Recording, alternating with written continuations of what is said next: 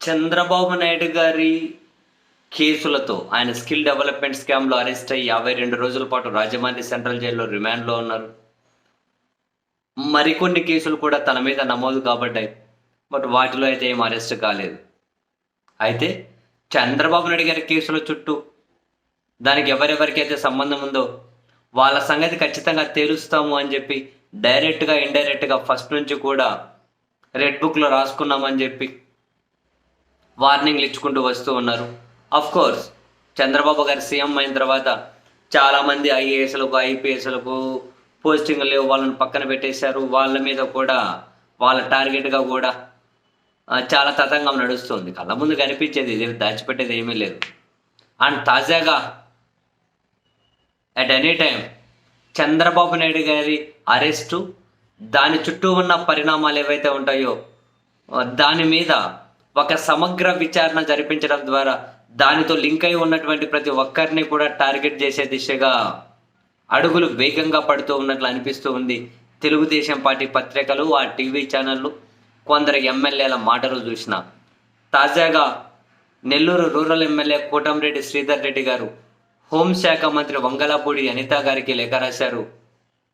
చంద్రబాబు నాయుడు గారి అరెస్టు చుట్టూ ఒక మహా కుట్ర జరిగింది. ఆయన ఒక వ్యక్తి కాదు, ఒక శక్తి, ఆయన ఒక వ్యవస్థ. సో ఆయన అరెస్ట్ చుట్టూ మహా కుట్ర జరిగింది. ఇదే విషయాన్ని ఎవరో విశ్రాంత ఐఏఎస్ అధికారి పివి రమేష్ అని ఉన్నారట. ఆ పివి రమేష్ ఒక తెలుగుదేశం పార్టీ పత్రిక టీవీ ఛానల్లో ఏమో చెప్పారట. దీని వెనకల కుట్ర జరిగింది, సీఎంఓ అధికారులకు జరిగింది, దీని మీద విచారణ జరిపించమని ఇంతకుముందు నేను డీజీపీకి లేఖ కూడా రాశాను అని ఆయన ఏదో తెలుగుదేశం పార్టీ ఛానల్ ఇంటర్వ్యూలో చెప్పారట.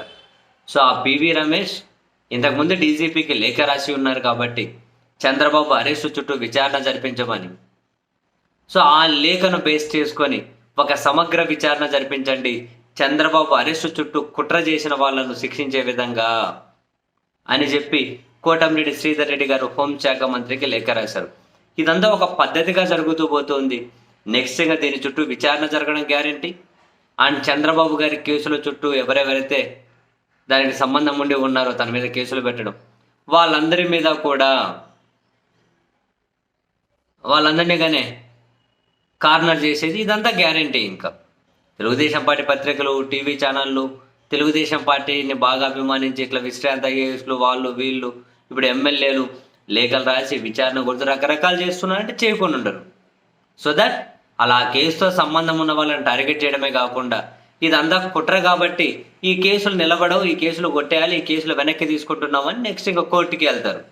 అదే జరిగితే ఇంకా చంద్రబాబు గారి మీద కేసులు ఉండవు. అండ్ ఆ కేసులకు కారణమైన వాళ్ళను కూడా కేసుల్లో పెట్టవచ్చు, అవసరమైతే అరెస్టులు చేయొచ్చు. సో మొత్తం మీద మనకు స్పష్టమైన సంకేతాలు కనిపిస్తూ ఉన్నది.